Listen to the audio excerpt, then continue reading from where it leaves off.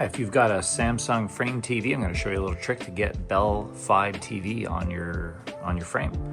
So if you hit your home menu icon on your remote, and then I want to navigate over to apps, app search, to search for the word Fibe, and that will bring us to the Bell app. Now you can install this app just like you would have done on Apple TVs, on Android devices, or Fire Sticks. So this is great that Samsung has finally released the app. So what I want to be able to do is go to find my Bell service, apps, add to home. I want to edit my list. I want to move, and let's bring that over to the beginning.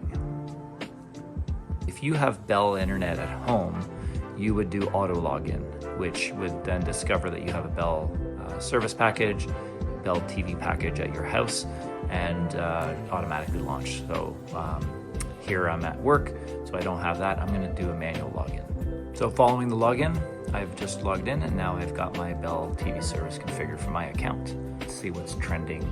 So if you hit home here, you'll see what's currently on. So if there's any sporting events, those will automatically pop up.